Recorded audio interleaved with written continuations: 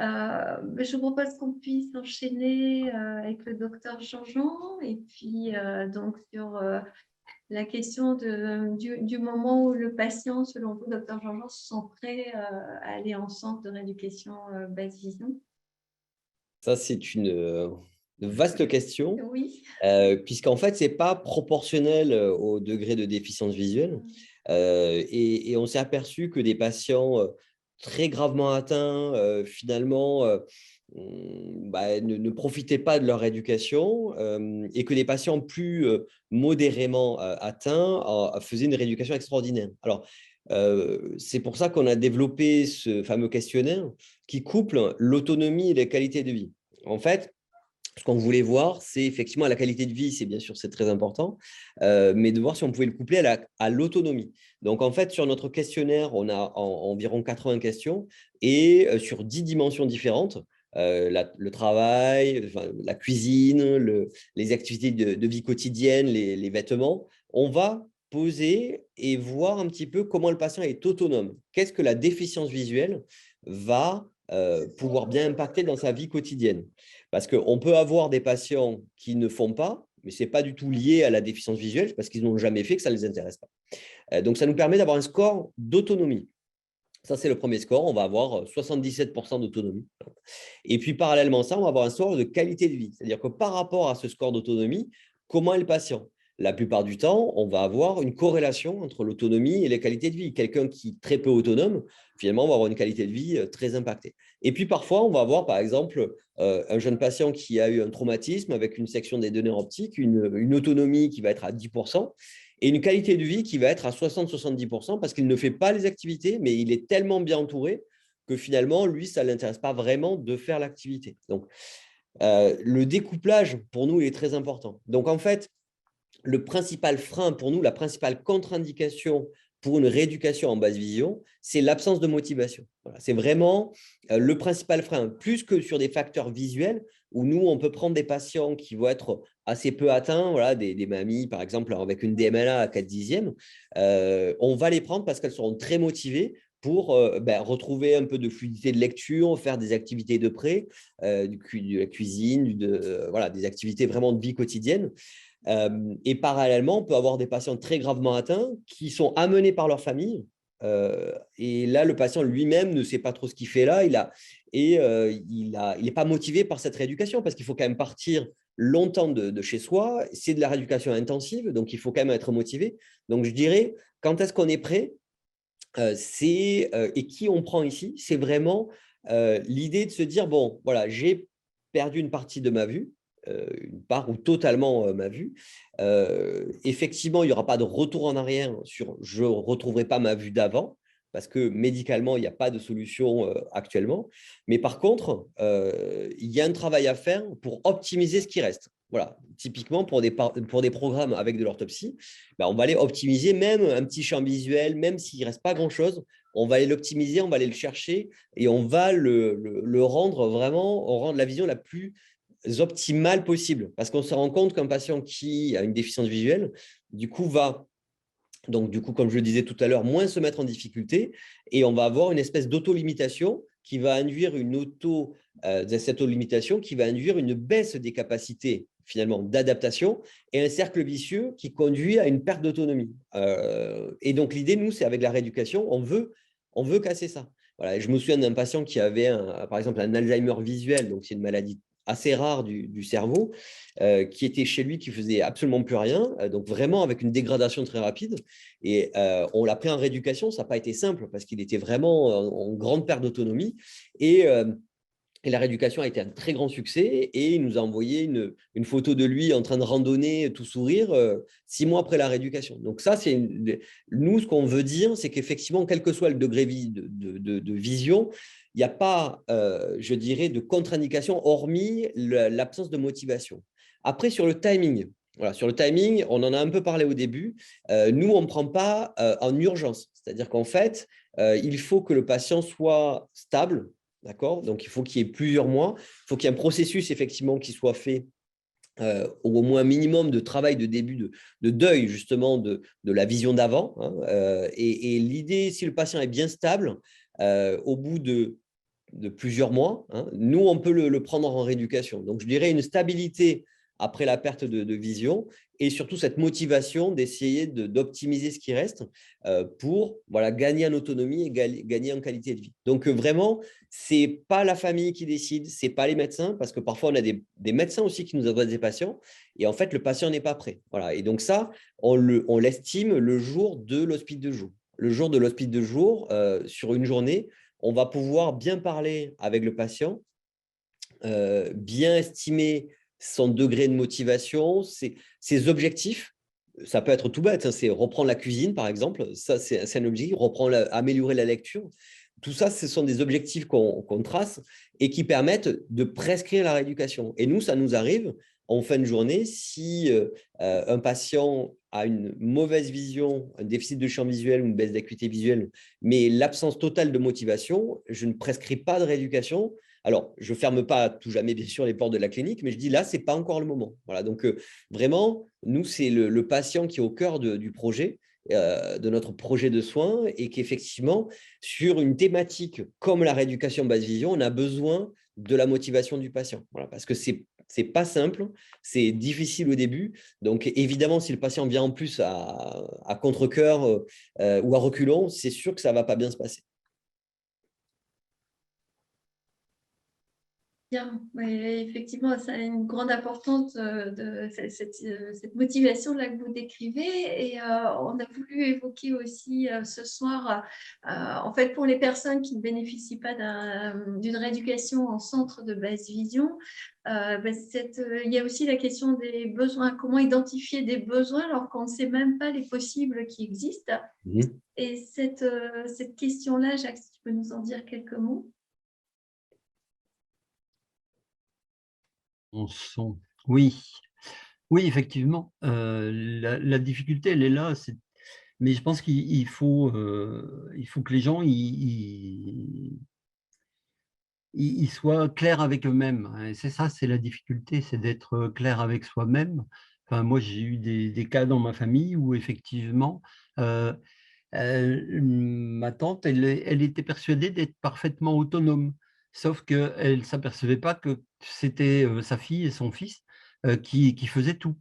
Et donc, elle dit, quand il y a eu des visites à domicile d'ergothérapeutes et des gens qui évaluaient pour obtenir des aides à domicile, effectivement, quand on l'interviewe, elle dit, oui, je me fais à manger toute seule. Sauf que c'était faux, ce n'était pas elle qui faisait à manger. Mais d'abord, elle ne voulait pas montrer qu'elle était incapable, et donc elle ne voulait pas montrer qu'elle avait besoin d'aide. Et elle se déchargeait sur les aidants familiaux qui, eux, commençaient il y avait tout un aspect de relation familiale qui était parfaitement dégradé parce que la famille était surchargée de tâches qui auraient dû être faites par des aidants extérieurs. Et la difficulté qu'on rencontre auprès des déficients visuels, c'est celle-là, c'est d'admettre et déjà quand ils expliquent que ça, ils ne peuvent pas le faire, on ne les croit pas parce qu'on dit oui, mais l'autre jour, tu as fait ça, oui, mais l'autre jour, tu étais capable de faire ça. Donc, la difficulté, c'est de dire est-ce que je suis capable ou pas capable de le faire? Et puis après, c'est de se rendre compte que finalement, il y a quand même un sacré confort à ne pas savoir faire un certain nombre de choses. C'est confortable d'avoir quelqu'un qui vous fait la cuisine, qui vous sert, etc. Donc, il faut que les gens soient sincères avec eux-mêmes et puis ils disent ça, je ne sais plus le faire et je me décharge sur quelqu'un pour le faire. Et donc, ça, c'est la première démarche. Je l'ai classé en trois parties, c'est-à-dire que réfléchir sur ces impossibilités de la vie journalière. La vie journalière, c'est, je ne sais pas, est-ce que je suis capable de me faire un café qui ait le goût du café que je faisais avant de perdre la vue? Ou est-ce que quand je fais du café, j'en mets partout et puis il est vraiment infâme parce que la poudre de café, je l'ai mise à côté de la cafetière et pas dans le filtre et puis que forcément, ça s'est mal passé. Et puis, est-ce que je retrouve seulement les filtres à café dans l'armoire? parce que ce qu'il y a dans l'armoire, ben, je ne sais plus. Et j'avais une personne que j'avais rencontrée qui me disait, c'est une anecdote, en fait, elle avait servi des ananas en tranches à la place des raviolis, quoi. Je veux dire, elle voulait se faire des raviolis, et puis comme elle n'a pas reconnu la boîte, et ben, elle a fait des ananas, et puis elle n'a pas fait attention, donc elle a ouvert la boîte, et puis, etc. Donc, il y a toute cette autonomie à la maison. Est-ce que je suis capable de préparer mes repas? Est-ce que quand je croise quelqu'un, je reconnais son visage? Est-ce que je sais qui c'est sans qu'il parle ou sans qu'il marche ou sans que, etc. Et ça, c'est important aussi parce que si on ne sait plus reconnaître les visages, il faut aussi admettre qu'on a besoin d'une aide pour le faire. Et pour les DMLA, c'est typique. C'est-à-dire qu'on peut décaler le regard à droite, à gauche, en haut, en bas, pour arriver à trouver une zone qui est pertinente et où on peut voir un petit peu quelque chose. Et puis, stimuler cette zone-là pour qu'elle devienne efficiente. Donc, est-ce qu'on est capable de lire? Les gens, ils disent: «Ah bah, de toute façon, j'ai plus besoin. J'ai plus besoin de lire, je lis le journal, mais c'est toujours la même chose, alors je lis que les gros titres». Et quand on commence à lire que les gros titres d'un journal ou «Ah bah, je lis plus parce que, bah, c'est trop petit, puis les lettres, elles dansent devant mes yeux», et cetera. Donc il y a toutes ces constats-là, qui font que, ben, là, on a besoin d'aide. Et de l'aide, le problème, c'est qu'il faut savoir où en trouver. Alors, il y a les associations, puis il y a les structures de rééducation, de réadaptation. Et la difficulté, effectivement, c'est de demander de l'aide en me disant, ben, là, je ne sais plus faire ça. À qui je peux demander pour qu'on on m'apprenne à refaire ça? Donc, le deuxième point, c'est la perte de l'autonomie à l'extérieur de chez soi. Est-ce que, quand je me déplace au bord de la route, eh ben, je suis surpris par tous les bruits qui arrivent, et puis au bout d'un certain temps, j'ose plus sortir parce qu'effectivement, j'ai peur de tout. Je ne vois pas, la dame, l'autre jour, elle me dit: «Bah, là, je suis venu vous voir parce que» enfin, je suis venu vous voir à Somain, au centre de réadaptation, «parce que, j'ai marché, il y avait un trou dans la route, je ne l'ai pas vu, je suis tombé dans le trou». Donc je me suis dit: «Ah ben là, tu commences à plus voir bien, il faudrait peut-être faire quelque chose». Après, il y a l'utilisation des transports en commun. On peut utiliser les transports en commun, effectivement, parce que, ben, on a l'habitude d'utiliser le même bus. Là, j'ai un jeune homme, il me dit: «Bah, oui, mais de toute façon, je prends toujours le même bus, alors j'ai pas besoin de voir, le numéro». Et puis là, il a déménagé et il me dit: «Ouais, mais il y a 4 bus au même arrêt de bus et je vois pas les numéros, des bus, donc je suis obligé de demander à chaque fois». Donc là, il se pose la question de savoir avec un monoculaire, par exemple. Un monoculaire, c'est comme des jumelles, mais il y a qu'une partie de la jumelle et ça permet de voir de loin et d'améliorer la vision de loin. Donc ça permet de voir les numéros des bus ou ça permet, de voir, après avec des loupes, vidéoloupes ou des choses comme ça, on peut voir, les horaires des bus et rapprocher. Mais tout ça, il faut trouver un opticien qui puisse, vous le conseiller. Et les opticiens de basse vision, sérieux, ça court pas les rues non plus. Donc, la troisième partie, c'est la perte de l'autonomie professionnelle ou scolaire ou universitaire. C'est-à-dire, est-ce qu'on est capable de continuer à travailler? Est-ce qu'on est capable de se former pour continuer à travailler? Donc là, c'est ce que je disais tout à l'heure, c'est il faut absolument instaurer un dialogue et c'est pas facile par les temps qui courent parce que bon, on l'a vu avec le suivi des jeunes qu'on fait avec Ouvrir les yeux, pour faire remuer les entreprises ou les instituts, les institutions, puisque là, c'était l'éducation nationale. Et c'est pas du tout facile parce qu'ils ont tous un discours d'inclusion, mais quand on leur dit: «Ah oui, mais là, moi je vois plus, ou je vois mal, mais je peux faire quelque chose avec une adaptation». «Ah ben oui, mais non, on va vous mettre en retraite anticipée, on va vous mettre en invalidité, vous pouvez plus travailler» et cetera. Et c'est la première réaction que, peuvent avoir, les DRH, par rapport à la difficulté, visuelle. Voilà, donc c'est ça qui doit alerter, c'est tous ces éléments-là, c'est d'être sincère avec soi-même et puis d'être clair sur bah, ça, je le faisais et ça, je le fais plus. Et c'est pas simple. Et je reviendrai sur la conduite automobile. Euh, Ma belle-mère, elle a une DMLA et on a eu du mal à lui dire que bah, peut-être conduire en banlieue lilloise avec toutes les difficultés d'une grande ville, c'était peut-être pas sympa pour les piétons qu'elle allait écraser dans le futur, quoi.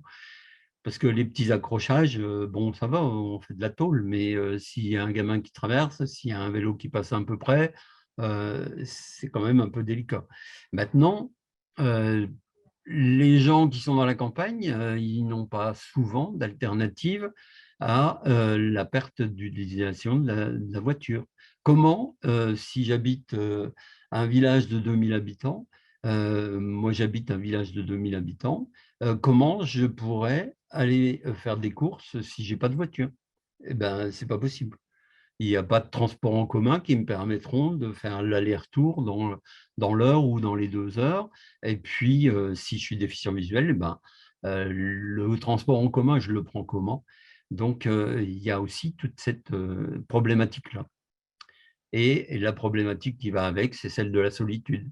Madame Machin, elle me dit ouais, mais pour aller au club dans le village d'à côté, puis jouer aux cartes avec mes copines, comment je fais maintenant si j'ai plus le droit d'utiliser ma voiture? Voilà, donc ça, c'est des questions et c'est pas pour et c'est pas ce soir qu'on va les résoudre.